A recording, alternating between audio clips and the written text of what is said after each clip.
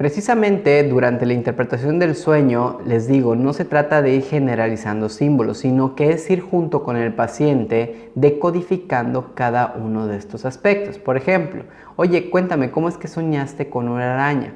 ¿Que te dan miedo las arañas? No, para nada, de hecho se me hacen animales muy inteligentes. O pudiesen decir, no, sí, son lo peor que existen. Este tipo de animales no me gustaría ni entiendo por qué existen, ¿sí?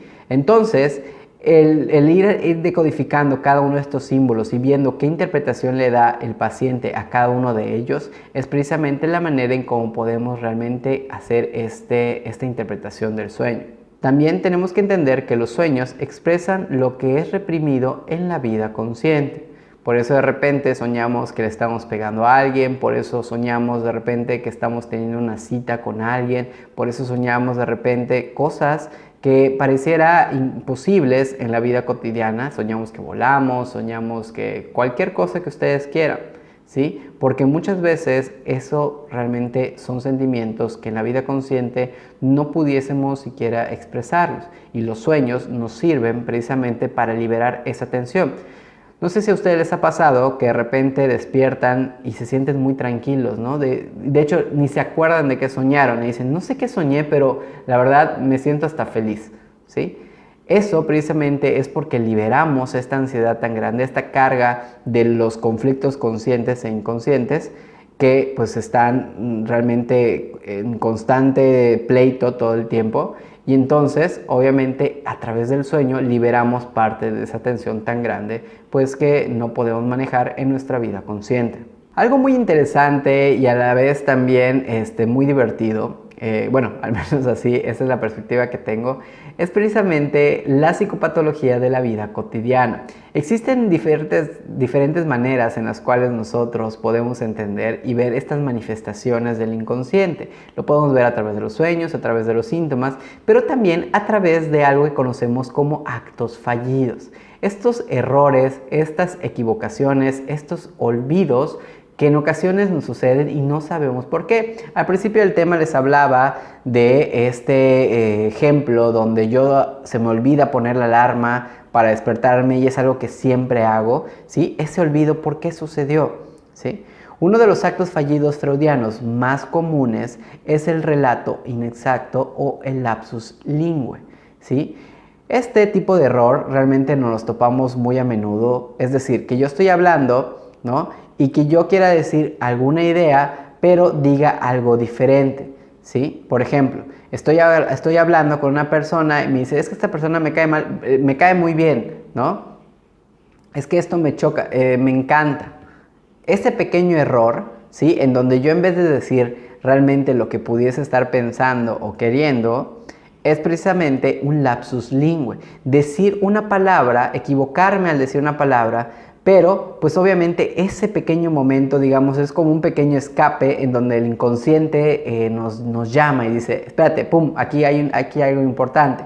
Este tipo de lapsus nosotros en terapia siempre los analizamos, ¿sí? Si de repente estamos con un paciente y nos dice, es que realmente me incomoda, a ver, dijiste que te enoja. No, me equivoqué. No, dijiste que te enoja. ¿Qué es lo que te enoja? No es que me enoje, sino que me incomoda. Ok, pero ¿qué te pudiese entonces enojar? ¿Sí? ¿Por qué dijiste enojar? ¿Sí? Y luego lo cambiaste a incomodar. ¿Qué pasa que no puedas reconocer tal vez el enojo en ti? ¿Sí? Por ejemplo, puede ser una interpretación. Algo que siempre nos tiene que quedar claro es que el inconsciente dice la verdad, careciendo del tacto de la conciencia, ¿sí? El inconsciente va a sacar las cosas como son, ¿sí? No hay ni por dónde. O sea, realmente el inconsciente siempre va a manifestar una verdad, ¿sí? Al menos la verdad que de algún sentimiento o de algo. Sin embargo, la conciencia lo que hace es ir disfrazándola, dándole más tacto. Entonces, por ejemplo, si una persona me cae muy mal, si yo no tuviera esta parte consciente, yo le gritaría, le pegaría, inclusive pudiera salir hasta la parte más animal que uno tiene. Pero el consciente te dice, no, ¿para qué gritar? ¿No? Mejor no le hagas caso, ¿sí? Mejor de repente nada más le haces algún comentario pasivo-agresivo. Esa puede ser una manera, ¿no?, de manejarlo. No digo que es la mejor forma, pero pues también es un aspecto en lo cual el consciente nos protege. Los errores de memoria son otra forma de este tipo de actos freudianos. Por ejemplo, el olvidar el cumpleaños de un pariente, ¿no? Dices, chíspale, se me olvidó la cita que teníamos, qué raro, pero esta persona te cae súper mal, ¿no? Realmente no te cae bien, pero realmente se te olvidó. O sea, no es que estés fingiendo que se te olvidó. Realmente se te olvida que tenías una cita. Sabes que tienes, por ejemplo, lo que les decía, el examen que me genera mucha ansiedad. Se me olvidó realmente poner la alarma. No pretendí que se me olvidara, no estoy inventando un pretexto, realmente se me olvidó. La cuestión está aquí en pensar por qué se me olvidó en este momento particular, con esta persona en particular, ¿sí? Eso precisamente es ese análisis que podemos hacer del inconsciente. De hecho, otro tipo de errores que podemos, digamos, entender de estos actos fallidos son precisamente los errores al escuchar. Cuando de repente decimos algo de que, oye, escuché, ¿quieres una fresa? ¿No? A ver, ¿cómo? Una pesa, ¿no? Y entonces realmente tú dices, ¿cómo que una pesa? ¿Sí? ¿Por qué una pesa? Tal vez estás preocupado por la falta de ejercicio, por la falta, no lo sé, ¿no? Es una cuestión en donde pudieses confundir algo al escuchar. Y en el análisis, obviamente, todo esto tiene mucha relevancia. También otro tipo de ejemplo en este tipo de actos fallidos sería perder algo, ¿sí? Pierdes tus llaves, ¿no? Pierdes tu celular, pierdes cualquier cosa, ¿sí? Esto realmente se analiza y dices, bueno, ¿por qué se te perdió? ¿Por qué se te olvidó? ¿Sí? Dejar fuera de lugar algunas cosas, ¿sí? Equivocarte de abrir la nevera y dices, ay, qué raro, ¿por qué abrir la nevera? ¿No? La cierras y te vas. Bueno, eso tiene que ver tal vez con que tienes hambre o con que estés preocupado por algo, yo qué sé, ¿no? Al final cada uno de este tipo de actos fallidos van a tener una interpretación dependiendo de la historia de la persona. Sin embargo, todos estos se analizan, tienen un porqué. Y ojo, no vayamos por la vida pensando que todos nuestros errores vamos a estar señalándolos de, mira, te equivocaste, esto. Digo, sí podemos entenderlos como ciertas manifestaciones del inconsciente, pero pues hay que entender que hay espacios y momentos para ello, ¿sí? Entonces, la terapia, el consultorio, es cuando tienen sentido, ¿sí? Es cuando vamos a poder darle un sentido y vamos a poder interpretarlos. Por eso les digo, no vayan por la vida tratando de señalarle a todos este tipo de errores o tipo de cuestiones. Digo, inclusive lo pueden tomar a broma, pero sí realmente vemos que estas son manifestaciones del inconsciente.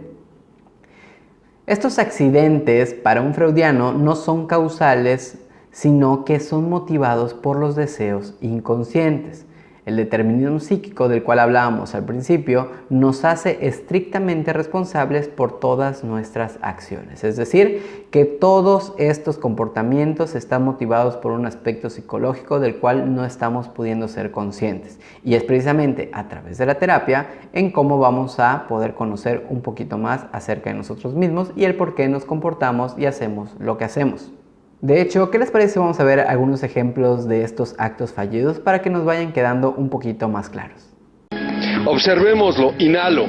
Ahora se estiran las piernas y abro el pecho y exhalo, doblo las piernas yendo hacia atrás. Estiro las piernas abriendo el pecho, cierro las piernas y yendo hacia atrás, con calma, respirando profundo, dejando que repercute en mi ánimo, cuando el estado anímico está elevado, dejando que repercute en mi ano, dejando que repercute en mi ano, dejando que repercute en mi ano. Namaste. Para meterse escuela por escuela, niño por niño, liceo por liceo, comunidad por comunidad, meternos allí, multiplicarnos, así como Cristo multiplicó los peces y los panes, me perdonan la expresión, así como Cristo multiplicó los panes y los peces, multiplicar el arte para meterse escuela por escuela, niño por niño, liceo por liceo, comunidad por comunidad, meternos allí, multiplicarnos, así como Cristo multiplicó los peces y los panes, me perdonan la expresión. Siguiendo con estas ideas de las manifestaciones del inconsciente, otra forma en la cual podemos ver este tipo de conflictos es a través del humor, ¿sí? Freud describió el humor como una expresión segura de un conflicto reprimido, derivado el placer por la liberación de la tensión a través de un chiste. Tanto los sueños como el humor con frecuencia utilizan la técnica de la condensación, en los cuales dos o más imágenes se combinan para formar una imagen que unifica los significados y los impulsos de ambos. Y aquí precisamente es algo muy común que suceda. Por ejemplo, estamos en una situación incómoda, se los decía al principio, y de repente se te ocurre contar un chiste, ¿no? Por ejemplo, estamos en un funeral y de repente se te ocurre contar, bueno, pues al menos ya no va a estar gritando como siempre, ¿no? Ese tipo de comentarios, tratando como de hacer un chiste, pero resulta que pues no es bien tomado, o puede ser que tal vez se rían la gente, pero al final es decir, ¿por qué se te ocurrió contar ese chiste? Tal vez estabas muy tenso ante la situación, ¿no? del duelo que estabas viviendo en ese momento y preferiste contar un chiste. El humor precisamente nos sirve como una vía de escape para poder realmente expresar algún conflicto que yo no estoy pudiendo pensar. De hecho, esta frase me gusta mucho porque creo que resume muchísimo de esta idea del humor como una forma para poder, digamos, cambiar un conflicto, ¿no? Y expresarlo. Esta frase es de Charles Chaplin y dice: a través del humor vemos en lo que parece racional lo irracional, lo que parece importante sin importancia. Esto preserva nuestra salud. Debido al humor estamos menos abrumados por las vicisitudes de la vida. Activa nuestro sentido de la proporción y nos revela que en una exageración de lo serio acecha lo absurdo. Sí, y es que es precisamente esto, el humor es una forma que tenemos nosotros para poder aliviar nuestra tensión. O no pasa, por ejemplo, en nuestra cultura mexicana. No ha pasado ni un día, ni unas horas cuando de repente de alguna tragedia y ya están subiendo algún tipo de imagen o algún tipo de chiste, ¿sí? Por ejemplo, recuerdo cuando fue la situación del terremoto y de repente empezaban a subir imágenes en donde ponían a gente, ay, con un casco y croquetas, dice, ay, por si acaso, ¿sí? Entonces dices, bueno, este chiste pues realmente puede estar ocultando el miedo a que pueda morir durante un temblor, pero pues lo expreso a través de este tipo de imágenes que generan o que dan risa, porque pues de esta manera puedo lidiar mucho más con aquellas cosas tan absurdas, ¿sí? Y el mexicano creo que tiene esta particularidad de que una desgracia enseguida la hace un chiste. Y esto, pues bueno, vemos que es una manera que tenemos como para poder sobrevivir y adaptarnos.